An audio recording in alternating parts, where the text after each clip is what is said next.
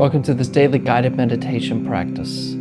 This is the Attentive Mind. My name is Nathan, and I'll be guiding you through this meditation practice today. Find yourself a seated position. As always, you want to find a position that is both sturdy and comfortable. You don't want to be uncomfortable during the practice. Because if you're uncomfortable during the practice, then you'll just be unnecessarily distracted by how your body feels during the practice, which of course is unnecessary.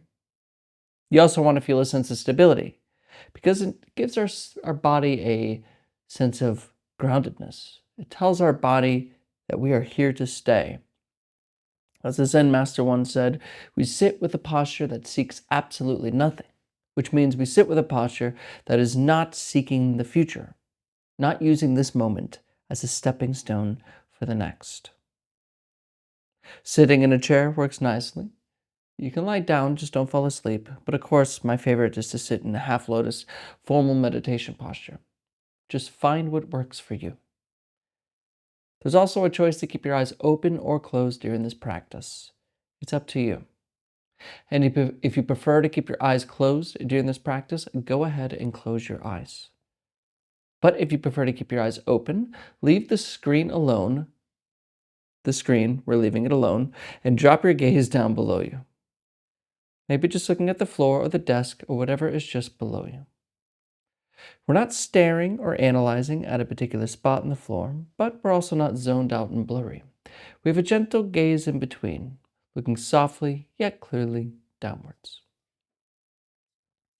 You're in a comfortable and sturdy seated position, and your eyes are either closed or open, gaze directed softly yet clearly downwards.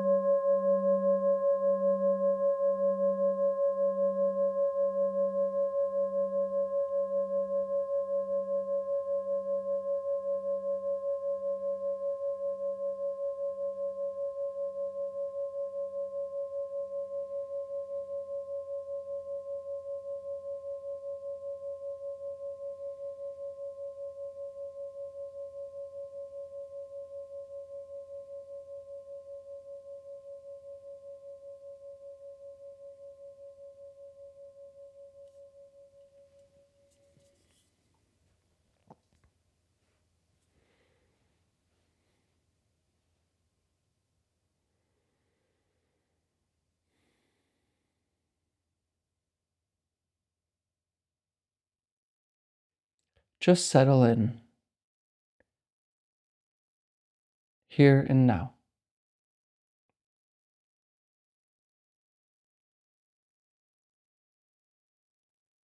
And don't worry, I'm not going to ask you to do anything that puts you out, that requires effort, or anything that you aren't. You are allowed to relax.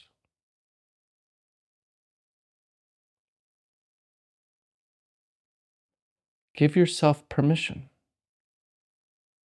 to really be here, just this moment.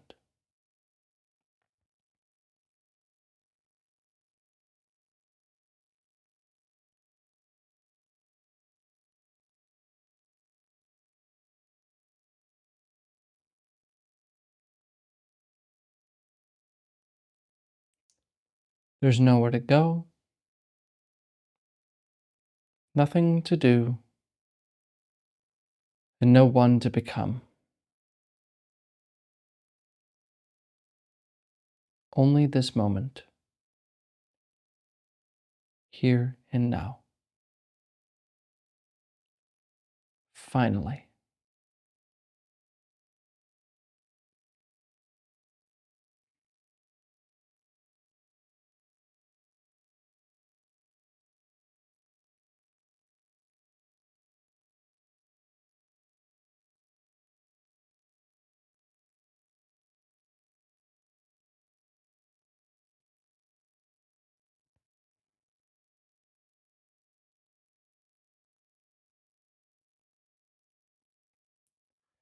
Now gently bring your attention to the sensations of the breath.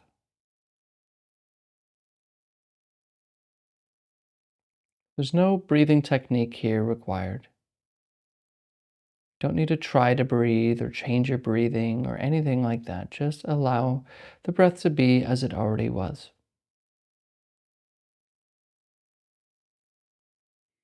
And just notice as the breath comes in, watch the belly and the chest gently expand. And as the breath leaves, notice these areas, the belly and the chest, naturally relax all by themselves.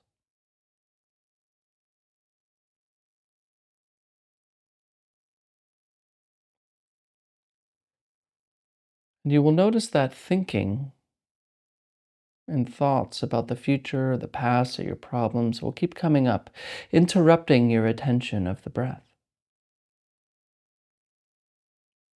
And this is okay. This is normal. You're not bad at it. Just return to the breath when you notice that you're thinking.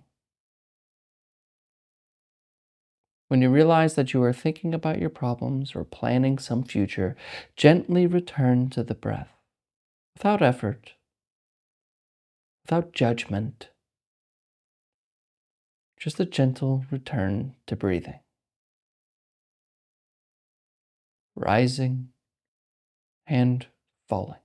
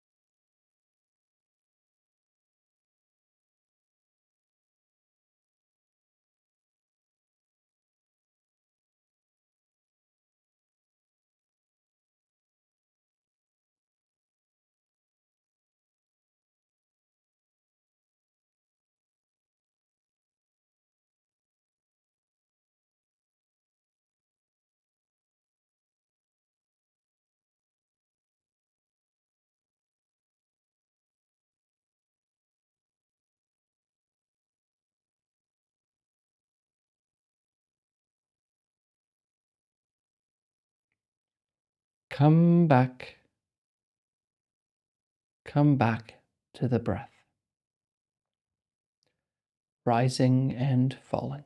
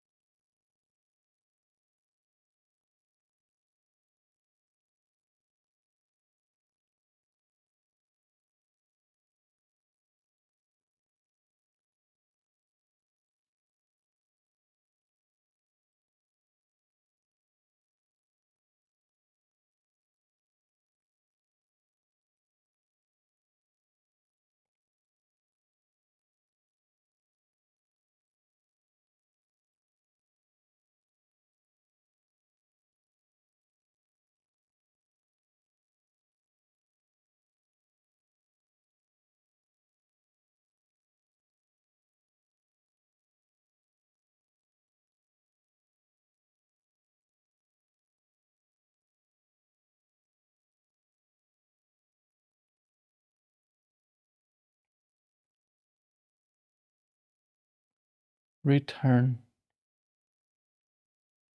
return to the breath. Don't expect your thoughts to be quiet in order for you to follow the breath. We notice the breath as thinking happens.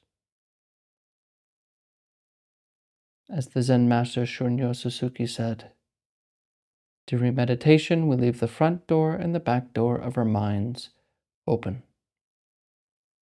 Let thoughts come and go as they please. Just don't serve them any tea, because then they will want to stay. Breathing.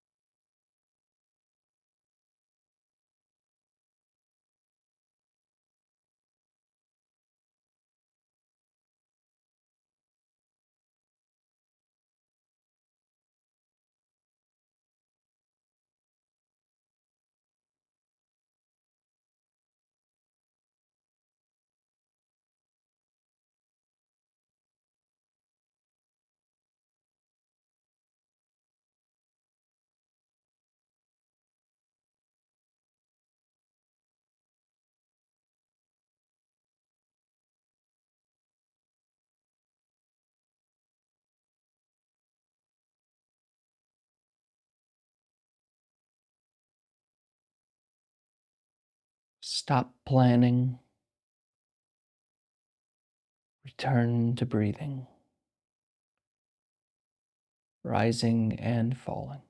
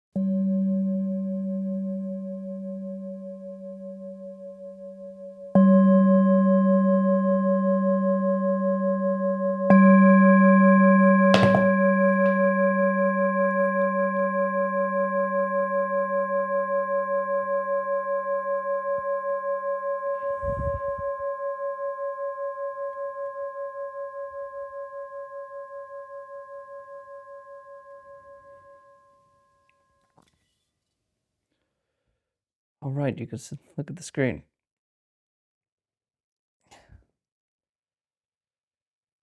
I did not sit well on that one. My body was hurting on that one. Uh, I'm old enough to remember, and I think most of you actually are. I looked at the video analytics. I think most of you might be my age. I'm in my 30s, so. But I'm old enough to remember before the digital age. You all remember that? Sure, most of you do. Before the internet even, when it was, big. I mean, I think we had internet, but it was in the house, and we rarely used it. And of course, it had that atrocious on turning on sound, and we all knew we were getting on the internet to do what? I don't even know what was on there back in the 90s. But what a world we live now. What a world we live in now, where our devices have become not just extraordinarily useful, which they are, but a mental problem. Now, of course, this isn't true for everyone, but I see myself struggling to pay attention sometimes, just to the day, to the moment, without needing to check my, oh, did I upload that video? I forgot. Oh, I wonder what's on YouTube. No, I wonder, I'm always looking online. The screen's in my face. And if it's not that, it's, playing a video game or watching a show. You know, it's always this active thing. I have to actively know how often I'm looking at a screen. And I will say this from personal experience, from one who has spent a lot of their day on a screen, a lot of their life, especially early life, my teenage years. There is a clear difference mentally of time with being on the screen and time away from the screen. And I don't really think it matters if you're on social media or if you're just watching TV shows. The brain likes to be distracted. We like it because reality is edgy, which is why a lot of us don't like to meditate, because you're facing that edginess, facing yourself, facing silence. So our screens are the most amazing and quick and convenient way to get away from ourselves. And because we do this, even if you're not a meditator, even if you don't not a practitioner, you're not engaging with life as it is in front of you because you're on a screen. Now, I will just say it may not be the same for everyone, but from my own experience, when I would go on retreat, my first retreat with my teacher, 7 days. And these 7 days were, of course, in total silence, which means not even reading words. There were no words around, no English, no phone, no music, no calls, no checking anything, no emails, no talking, no conversation. Not even nonverbal conversation. That was a big, not only for my own practice with meditation, but also just in terms of the difference between being on a screen and not.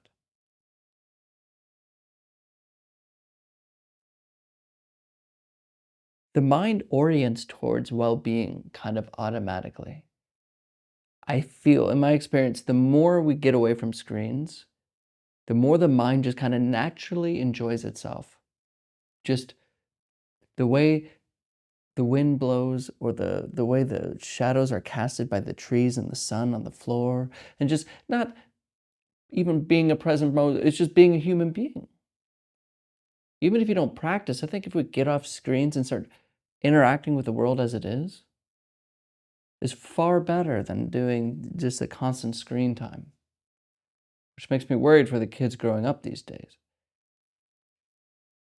who are always on screens. We don't know. We're having social anxieties out the wazoo because they're on screens, which is one theory, of course. Anyway, I felt inspired today because I heard somebody make a speech about this recently. They were talking about how they can't even go into a restaurant or anywhere and not notice how people are struggling just to pay attention to a conversation or stand in line. The world has changed. And I just want to remind you that even though you're looking at a screen now, it doesn't help very much. Yes, for information it does, but a screen, even though it seems safe, it seems comforting, it's actually doing the opposite effect. Screen is kind of like a drug. Entertainment's kind of like a drug. It's good to get away once in a while, but if we live our lives that way, we're not ever facing our real self.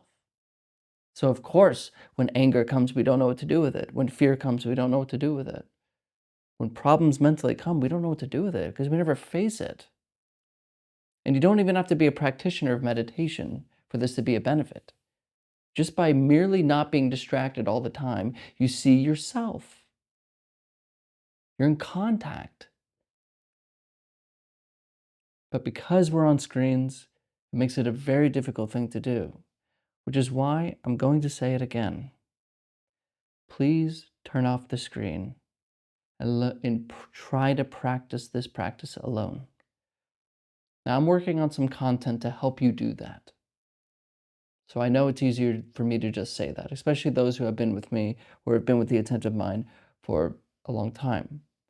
But I can't emphasize it enough that practice on your own is key. It really is. You have to be able to practice without an internet connection and without electricity. It has to be available for you, or it'll do nothing for you. And if that's too much, at least try to lessen the screen time. See what happens when you kind of feel bored. Be bored. It's okay to be bored. Boredom is not bad. Boredom is good. It really is. You'll start to notice. Your brain starts thinking differently. You start to think of things differently. You start to see things clearly. Boredom doesn't last. So I challenge you, and I'm going to challenge myself, to stay off the screens more and more. And I'll ask you in the comments how it goes. I want to know. Anyway, I know it's a little different to talk than normal today. I just felt like that very practical thing can do wonders for our mind. That, and also be hydrated, by the way. Just drink a lot of water. That has been a big new change in my own life. I started drinking water and like crap, everything has changed. Like I feel so much more energized. It's amazing. Anyway, just drink water and get off the phone. Anyway, I'm rambling. Thank you everyone for showing up. Remember to practice on your own. But of course I'll be here. As always and without exception. I'll see you tomorrow.